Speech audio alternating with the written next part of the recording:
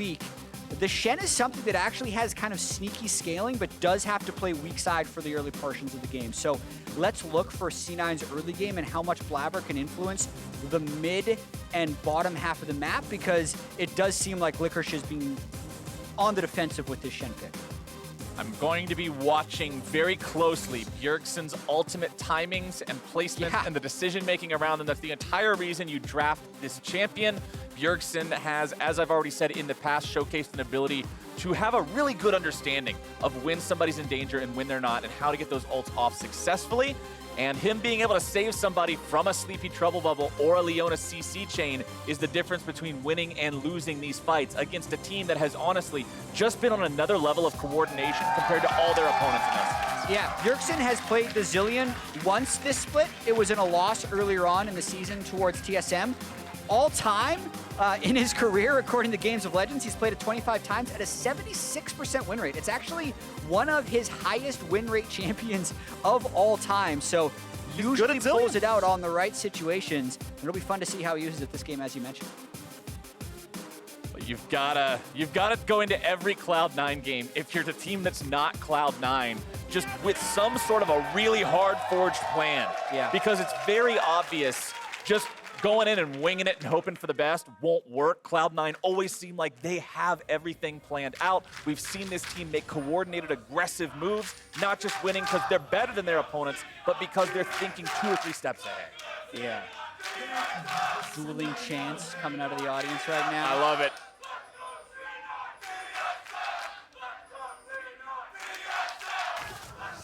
It is interesting to me how the TSM cadence is being disrupted by the C9 chants. It's almost like the TSM was going in 2 syllables instead of the normal 3.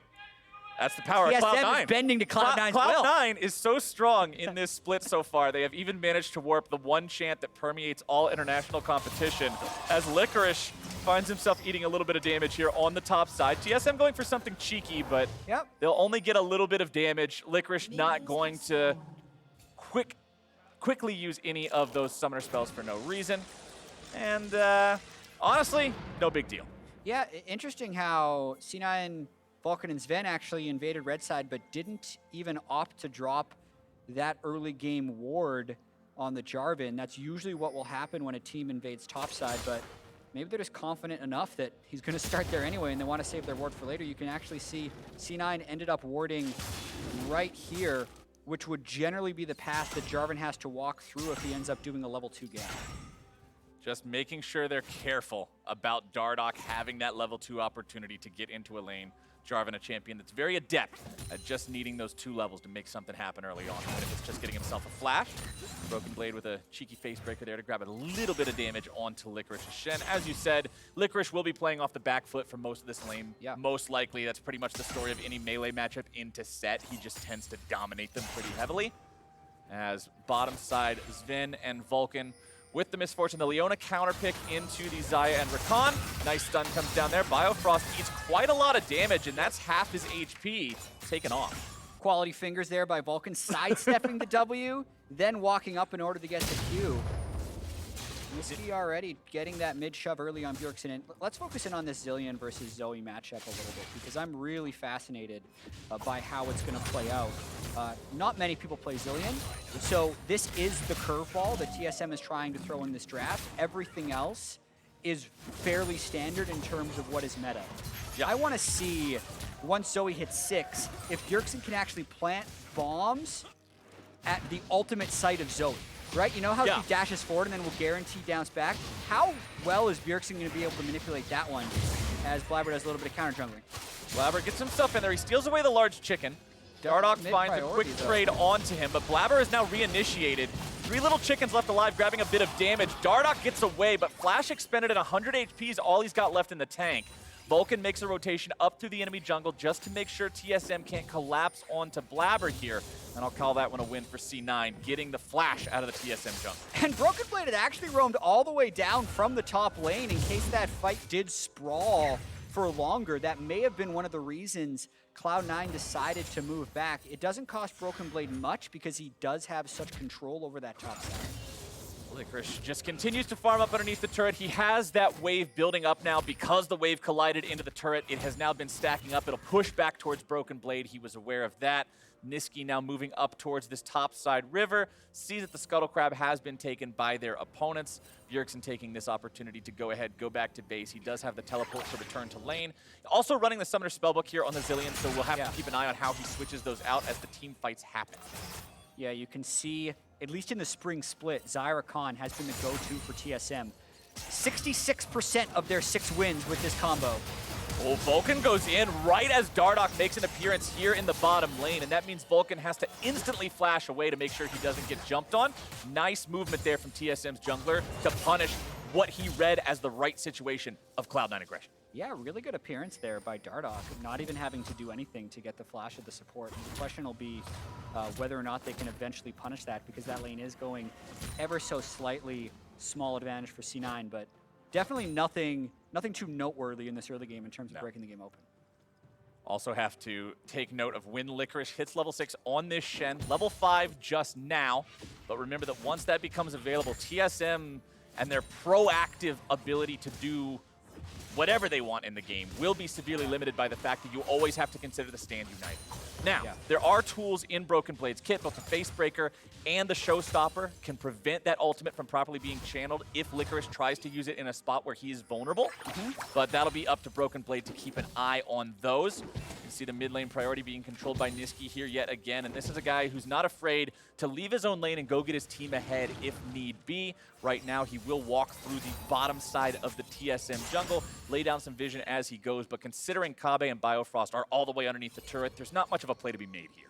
Yeah, it's actually pretty interesting looking at all of C9's stats. They're basically all really, really good. So sometimes it's hard to find differences, but just comparing like the C9 players to the TSM players this split, all 5 members of C9 have better KDAs than anyone on TSM, just because they've been so dominant, and when you don't lose any games, you don't die, so your KDA becomes better. Right. In terms of CS difference in the laning phase at 10, the only player that is negative on the team is Niski. Everyone else is positive for C9 and also above everyone else on TSM, so this isn't to say that what Niski is doing is wrong. It is to say that he is willing to sacrifice a small amount of CS to help everyone else. And as the Dragon is taken by the side of Cloud9, TSM has to assume, yes, the jungler is down there. They know they can make a play on the top side with a numbers advantage, and they get the flash of the Licorice. And if those of you weren't watching Countdown, Mark did a great segment on how well Licorice plays weak side top lane, because that's a situation where he got ganked by the enemy jungler, his jungler isn't there, and he actually needs to push in the wave, otherwise it's going to freeze. But he burns his flash, and C9 end up getting the first Infernal Drake, and Blabber gets further ahead on experience. So unless that flash eventually gets punished, that is strictly a win for C9. Gotta love a top laner who you can depend on him to carry, but also just say, hey, we're gonna need you to sit underneath the turret and just not do anything in this game. It's that versatility that makes you not just good at one type of League of Legends, but the ability to adapt to all sorts of different metas is why I have such high hope for this team, why I think a lot of people are getting excited about this team. They're able to not just be pigeonholed into one specific way of playing the game. This is a really early roam by Vulcan. Look at the Leona on the minimap. It's before the 8-minute swap. They might be considering a dive? It's a set, though, and that Leona still doesn't have his ultimate. All right, they're just taking blue buff. They're just trying to split up the jungle. I'm always going to approve a play that involves not diving set, because I think the vast majority of times diving set is really bad. Agreed. So see, the just saying. The ratio of failed dives that also include set is really, really high in the LCS. His grit shield is just so absurd, as well as just the ultimate being able to keep someone in turret aggro while also taking you to safety. Yeah, it's good not to dive him. But also, they ended up getting a nice invade. Bjergsen really relies on blue buff, especially on Zillion, who has very high mana cost. So pretty intentional here that Vulcan uses that roam timing to deny. It was actually a denial of Bjergsen's blue buff. And as we're talking about the good things about C9, I want to make sure that I bring up the fact that this game's still 0-0. Yeah. And despite the fact that you mentioned those very good laning stats for Cloud9, how they're all always off to a good start, TSM is the team that's up a few hundred gold now just because of turret plate advantages, because of farm advantages. This is the team that is currently winning just passively playing the game compared to their opponents. They're also looking to take this Rift Herald now. We'll see if Licorice or anybody else from C9 is able to stop it. Doesn't appear to be so, and that's Rift Herald picked up for the side of TSM. Yeah, and also, what's really important is it's Rift Herald picked up without losing your bot lane shove. Like, sometimes teams will over-prioritize Rift Herald, then you'll look down in the bottom lane, and you'll see their turret is low on plates. Notice how TSM's bot lane turret is completely healthy while they're able to get this Rift Herald. So, yeah, Captain Flowers, the first 9 minutes have been well played by TSM. Licorice tried to dash through Broken Blade there during the Haymaker, but the hitbox actually starts at the base of the champion, not the start of the rectangle as it appears, so he couldn't get behind him in time, still took a boatload of true damage. The trade ends up going pretty even, but you can see Broken Blade building himself up a 20 CS lead over his opponent there in that top side with this set. There's a reason it has a 70% win rate in LCS. It's just so damn difficult to deal with this guy in a 1v1 situation as Vulcan and Finn now have the opportunity to push up this bottom lane, get it underneath the turret, maybe take some plate money for themselves. Niski goes over the wall. Okay. But the chicken is taken out there as Bjergsen will just farm up these minions. Niski won't get too much of an opportunity to pour too much damage onto him. Yeah, mid lane is currently experiencing what we call blue buff difference, where one mid laner gets to spam everything and the other one doesn't. Dardoch is able to make sure he secures his Raptors, so that blue buff difference ends up not mattering that much. And now TSM bringing the farm up top. This is a party. Broken Blade, he flashes into the face breaker, into the showstopper, and there you go. First blood for TSM. Dardoch summoning Shelly with 4 people here. They're going after the turret. Ben does a good job utilizing the ulti to keep the minion wave away. Biofrost already going to be killed here in retaliation. Over the wall goes Blabber. He's able to find the damage onto Dardoch. It's a 2-for-1 for C9. Shelly gets 2 plates to make the gold come out even, but C9 bites back. There was about 4 seconds where it looked like TSM was winning. Right after they get first blood, you're like, they get first blood. I don't even have time to say they still have Rift. And then they're double killed.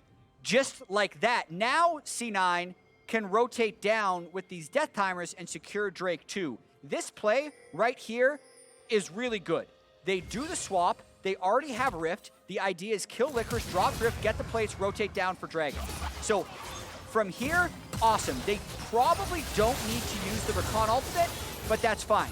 Here though, you don't expect C9 to go in so aggressively knowing their player's still dead, but Niski is here, Bjergsen is not. So it's actually a 4v4 where one team has ultimates and the other team doesn't. That's why C9 is able to win this. They burn Leona ultimate and MF ultimate to get the win. And that fighting up top will continue while Blabber takes the Drake. Vulcan's in a bad spot here. TSM going to be bringing in another body here through the TP. Vulcan gets himself away. It's Licorice underneath the turret. Turret still has 1.5 plates worth of HP. TSM with 4 members here in the top side. Vulcan thinking about whether or not it may be worth to try to help his ally. Licorice will be dove on there, trying to just buy as much time as possible. Vulcan wanted to hang around, but is he hanging around too long? Niski makes his way up here into the fight now. Ulti comes out from Kabe, but he's going to be finished off.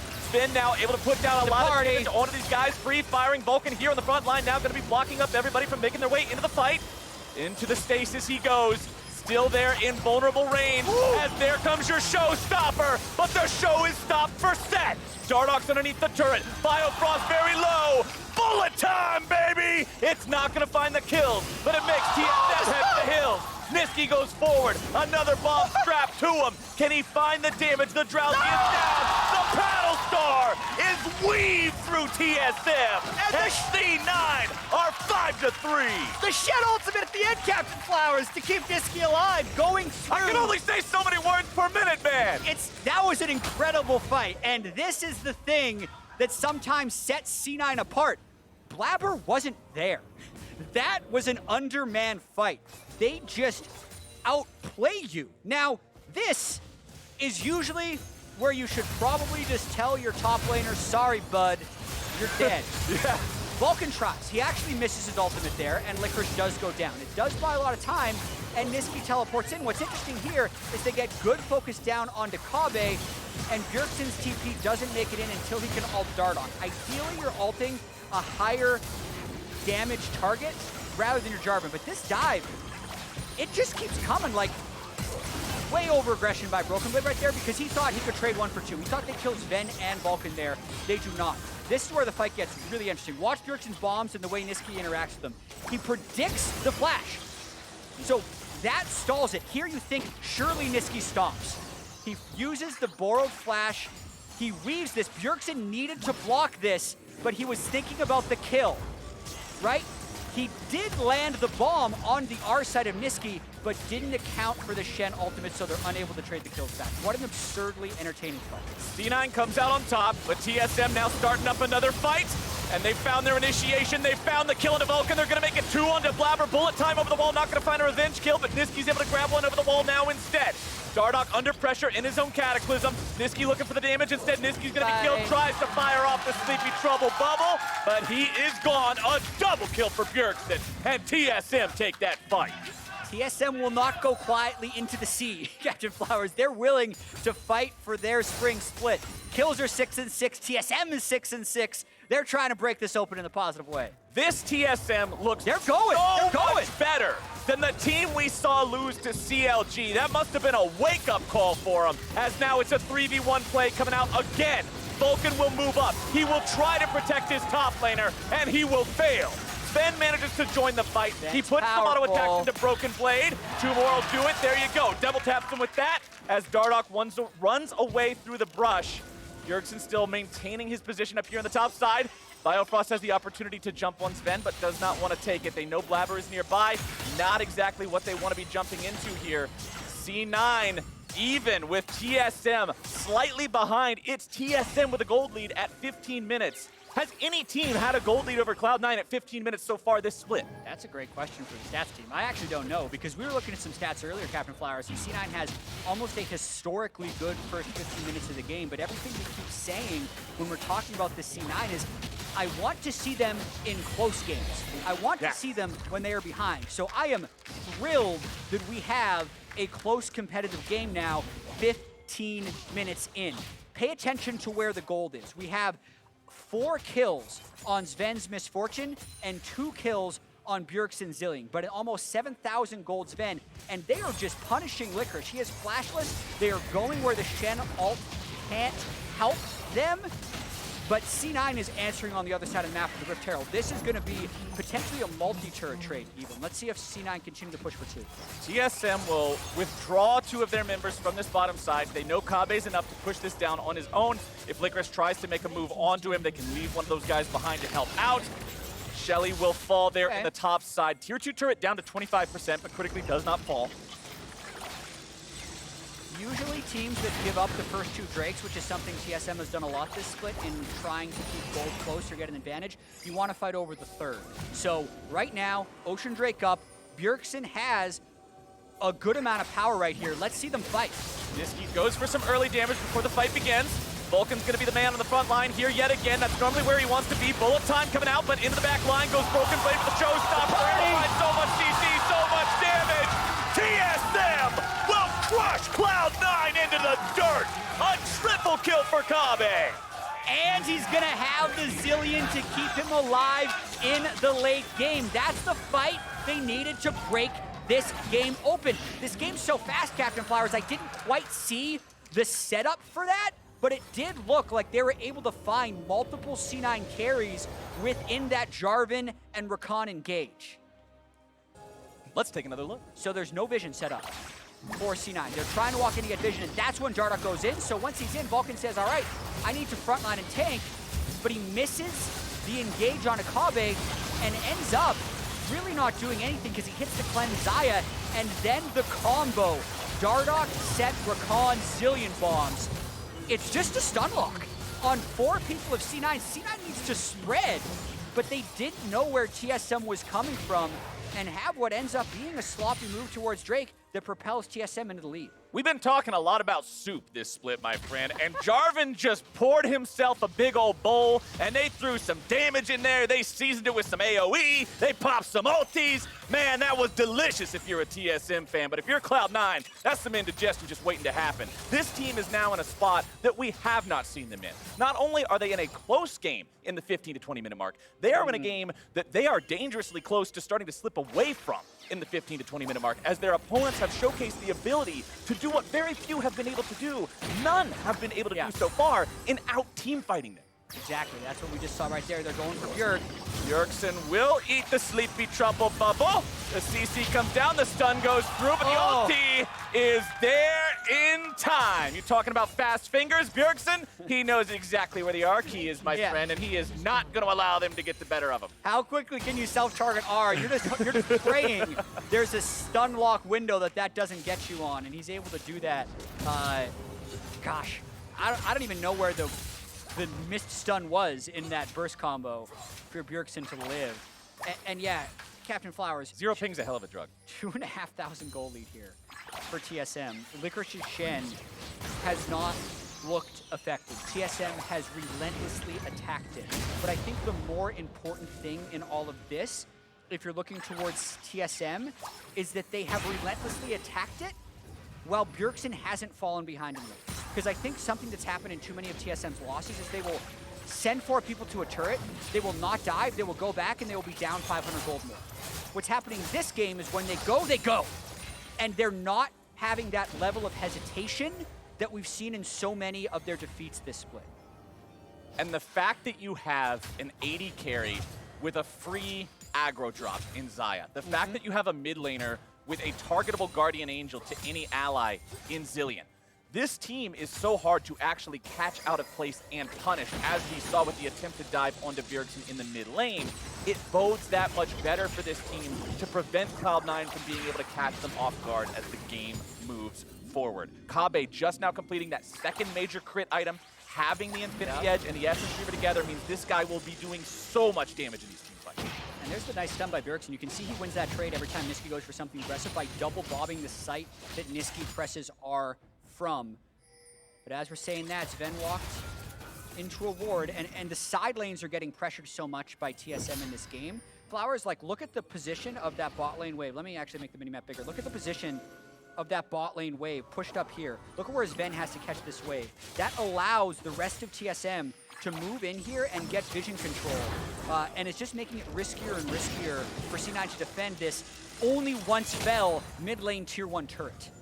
What I want to see here from Cloud9 is utilizing this Zoe and this Lee Sin. Try to find yourself a pick opportunity as TSM pushes up and takes more of these turrets. Kabe eats the damage. Tier 1 mid in some trouble. Sleepy Trouble going out, going down. Mid turret falls for the second time here. This split Zilean ulti coming through, and that's a very clutch save. Vulcan's going to die here yet again as more damage goes through from the side of Cloud9. Oh, he's still alive. Still not enough. Oh my God. Wombo combo!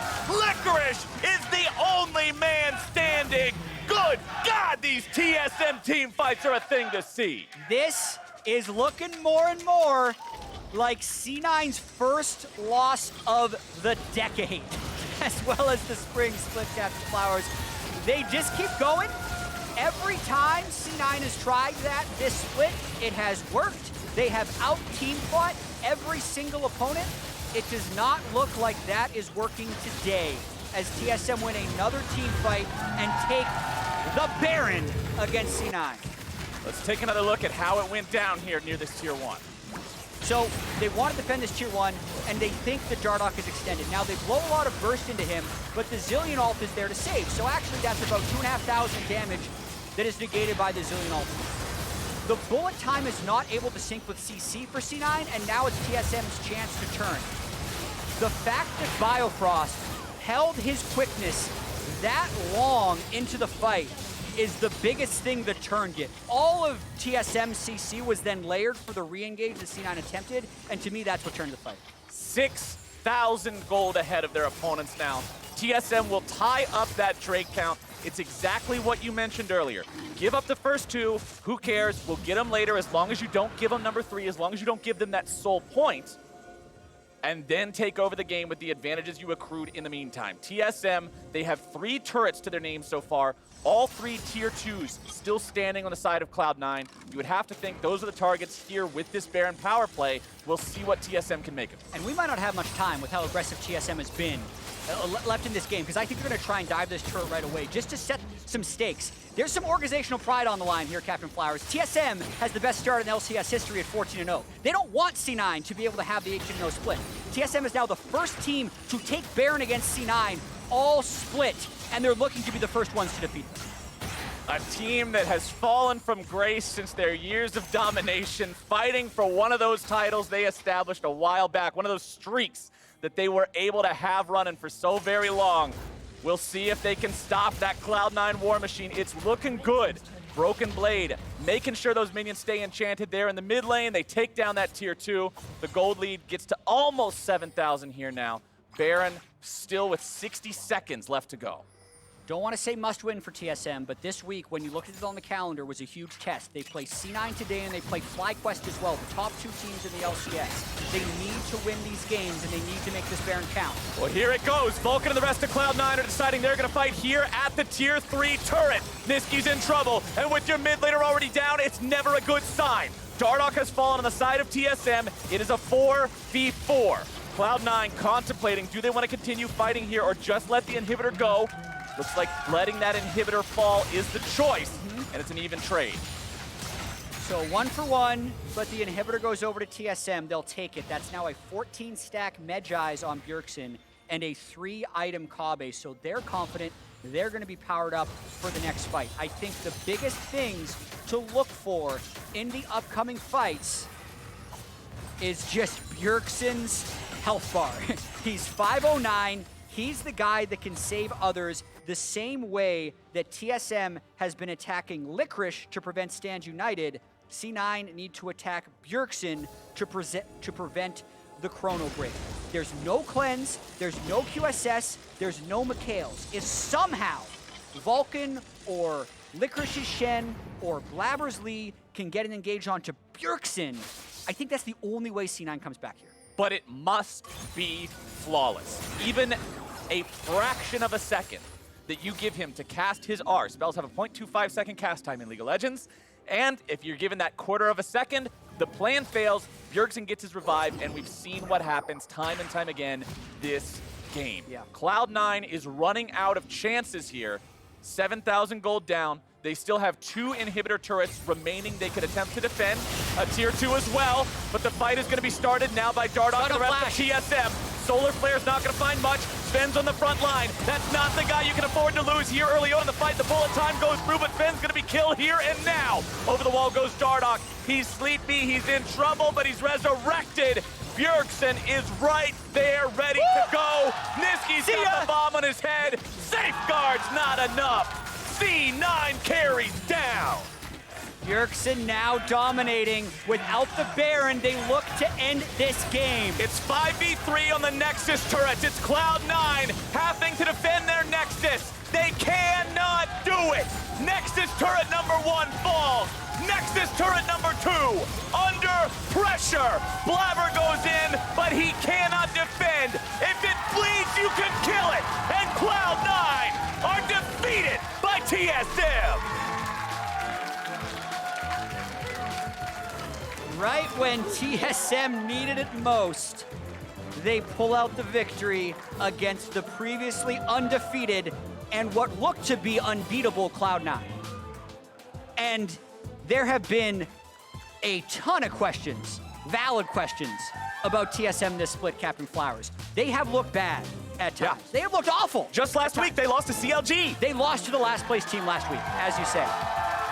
But here today, I think that experimentation that they have been doing in their champion select found a level of stability. They went back to the Zyricon, their most successful duo. They now move to 5-0 on the split with that.